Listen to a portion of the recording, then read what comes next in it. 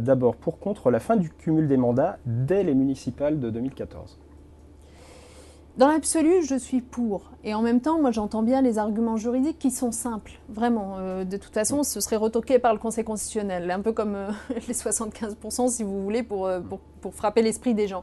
C'est que les parlementaires qui ont été élus sur un mandat clair de 5 ans ne peuvent pas avoir la nature et la durée de leur mandat changée en cours de route.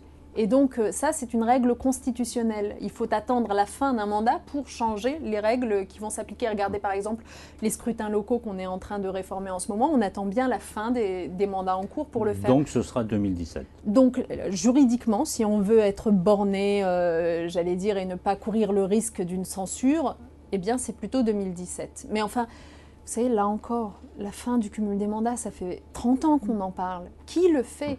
Et on va le présenter très prochainement au Parlement. La promesse là sera encore, tenue. C'est une forme de courage. Enfin, vraiment, dans tous les sujets, moi je trouve qu'il n'y a qu'à comparer ce qui s'est beaucoup dit sous l'ancien quinquennat et ce qui se fait aujourd'hui. On était dans l'ère de l'incantation auparavant, on est dans l'ère de l'action aujourd'hui. Voilà. Jojo nous dit qu'il y a 37 ministres en France, c'est un peu plus d'ailleurs. 37 ? Non, on est 37. 37.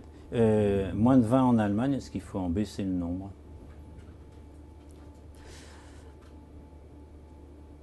Moi, si vous voulez, je n'ai pas de religion en la matière. Enfin, ce que je sais, c'est que tous les gouvernements ont prétendu qu'ils allaient resserrer, faire moins, et que, vous vous souvenez, c'est quand même c'est un vieux serpent de mer, ça, avoir moins de ministres. Et de fait, est-ce que ça a des conséquences sur la qualité du travail gouvernemental ? Est-ce que avoir plus ou moins de ministres, il y a des inconvénients à avoir peu de ministres. Vous voulez que je vous les donne, les inconvénients ? C'est que par définition, il y a un certain nombre de chantiers qui finissent par apparaître tellement périphériques qu'ils disparaissent.